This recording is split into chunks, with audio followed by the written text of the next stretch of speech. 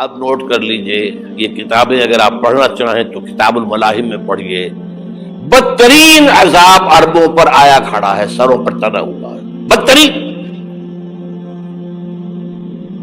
ایسی جنگ ہونی ہے الملحمۃ العظمی، جس کو کہ میں بھی آپ کو گواہی پیش کر دوں گا، جسے کہا گیا ہے دی لاسٹ کروسیڈ۔ بش نے بھی کروسیڈ کا لفظ بول دیا تھا، پھر واپس لیا اس نے۔ نکل جاتی ہے جس کے منہ سے سچی بات مستی میں، فقیہ مصلحت بین سے اور ہندے بادہ خار اچھا، کروسیڈ کہہ کر پھر واپس لیا۔ یہ کروسیڈ، اس کے اوپر جس قدر نقصان ہونا ہے عربوں کا، گریٹر اسرائیل بنے گا،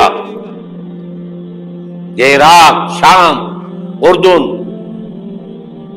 سعودی عرب کا کچھ شمالی علاقہ، ترکی کا جنوبی علاقہ، مصر کا صحرائے سینا، اور اس کے ساتھ ہی جو بہترین اس کا زرخیز ترین علاقہ ڈیلٹا آف نائل، یہ سب یہودیوں کے قبضے میں جائے گا۔ اس کو حدیث میں کہا گیا الملحمۃ العظمی۔ عیسائی 80 علم لے کر اے مسلمانوں تم پر حملہ آور ہوں گے، اور ہر علم کے نیچے 12,000 فوج ہوگی، 9.5 لاکھ فوج۔ یہ نیٹو کی تیاری کس کے لیے ہو رہی ہے؟ جب یو ایس ایس آر کا خاتمہ ہوا تو پوچھا گیا تھا نیٹو چیف سے، اب کس لیے؟ تمہارا وہ دشمن تو ختم ہو گیا، اب ہمیں اسلامک فنڈامنٹلزم سے نمٹنا ہے۔ وہ جانتے ہیں خطرہ یہی ہے، اب اسلام ابھر سکتا ہے، مسلمانوں کے سینوں کے اندر وہ آگ ہے، اوپر خاکستر آ گیا ہے، تمہیں اٹھانا بیٹھنا، یہ اندر تو انگارہ ہے، اوپر سے راکھ ہے، اس سے دھوکہ نہ کھا جانا ان کے دلوں کے اندر۔ اور بش نے کہا تھا مسلمان چاہتے ہیں کہ ہسپانیہ سے لے کر انڈونیشیا تک نظام خلافت قائم کریں، اور میں حیران ہوا تھا کہ اس کمبخت کو ہسپانیہ کا خیال کیسے آ گیا؟ ہمیں تو کبھی آتا ہی نہیں، اب ہم تو بھول گئے، وہ تو 500 برس پرانی بات ہے، جبکہ وہاں سے ہمیں نکال دیا گیا تھا۔ اگرچہ اقبال نے کہا تھا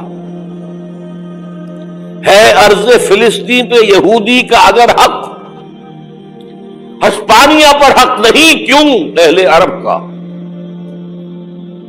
ہسپانیہ میں تو 800 سال حکومت کی مسلمانوں نے، اور ابھی 500 برس سے گزرے ہیں نا۔ یہودی تو ارض مقدس سے 2000 سال نکالے گئے، انہیں لا کے آباد کیا گیا، عربوں کے سینے میں خنجر بھونک دیا گیا۔ وہ چھوٹا سا ملک جو چاہتا کرتا، کوئی پوچھنے والا نہیں۔ امریکہ جیسے اپنے بیٹے کی حفاظت کرے ویسے کرتا اس کی۔ اور حضور نے فرمایا ہے وہ جنگ جب ہوگی تو ایک باپ کے اگر 100 بیٹے ہوں گے تو 99 ختم ہو جائیں گے، ایک بچے گا۔ یہ حدیث ہے، حدیث ہے صحیح۔ اور آپ نے فرمایا ویل للعرب من شر قد اقترب، عربوں کے لیے ہلاکت ہے، عربوں کے لیے بربادی ہے اس شر سے جو قریب آ چکی ہے۔ اور آج جس طرح انہوں نے ان کی تہذیب کو اختیار کر لیا ہے، دبئی جا کر دیکھیے، بدترین مغربی معاشرہ جو ہے وہ دبئی کے اندر ہم نے قائم کر کے دکھا دیا۔ اب سعودی عرب اس راستے پر بڑھ رہا ہے۔ اور اس کے بعد نمبر 2 پر جو ہے ہم پاکستانی ہیں، لیکن میں اس کے وہ پہلی بات جو کہہ رہا ہوں وہ تو یقینی ہے، اس میں تو احادیث صحیحہ موجود ہے۔ اگرچہ اس کے بعد پانسا پلٹے گا، پھر حضرت مہدی کا ظہور ہوگا، حضرت عیسیٰ کا نزول ہوگا، اور وہ گریٹر اسرائیل گریٹر گریو یارڈ بنے گا یہودیوں کا، ایک ایک یہودی قتل ہوگا، دفن ہوگا۔ یہ بات میں ہونا ہے، میں پہلی بات فرض کر رہا ہوں۔ وہ پانسا پلٹے گا جب پلٹے گا، ابھی جو سامنے ہے وہ کیا ہے؟ جس ملحمۃ العظمی کہا حضور نے، جسے آرمیگیڈون کہتے ہیں عیسائی،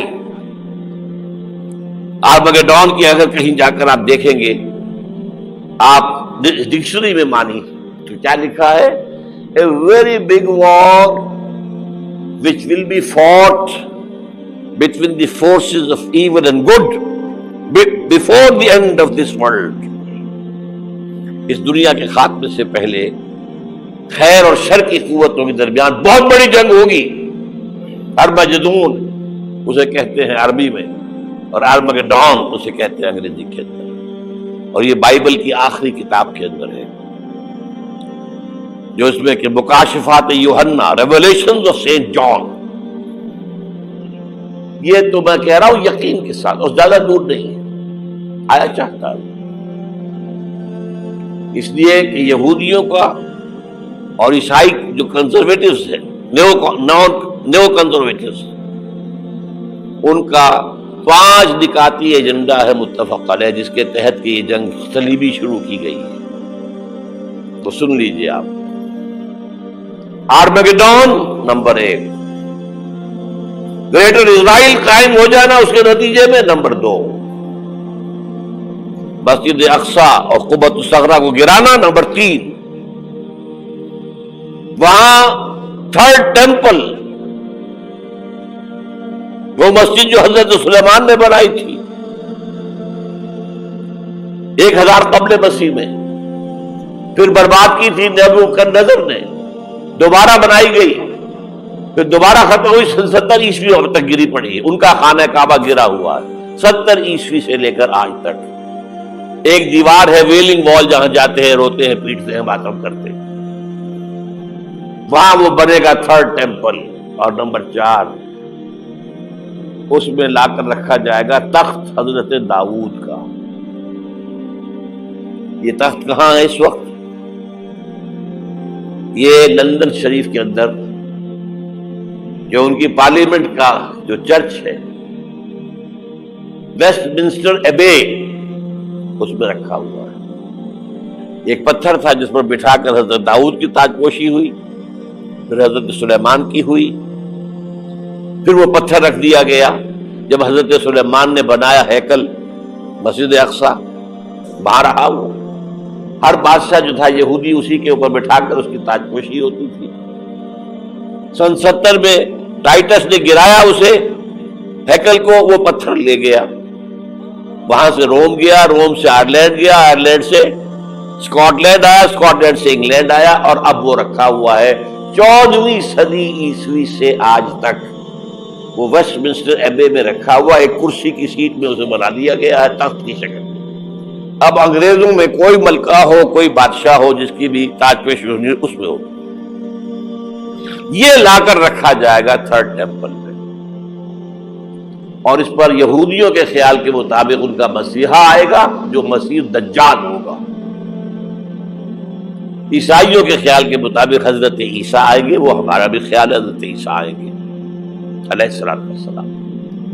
बारह ये तो बात की बातें है ना, इस वक्त जो मैं अर्ज कर रहा हूं, अरबों पर बहुत बड़ा अज़ाब, और पाकिस्तान का मामला अलबत्ता ये है, मैं यकीन से नहीं कह सकता, हैंगिंग इन द बैलेंस। हो सकता है अल्लाह ताला हम पर रहम फरमाए, हो सकता है, अगरचे उसकी कुछ शराइत होंगी। चमन के मालिक अगर बना ले मुआफिक अपना शार, अब भी चमन में आ सकती है पलट कर चमन से रूठी बहार, अब भी हो सकती है।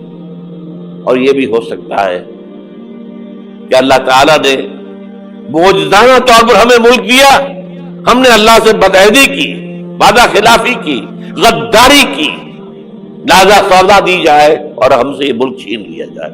It's just possible. दूर न समझे इसे, अनहोनी बात न समझे। जो घेराव हो रहा है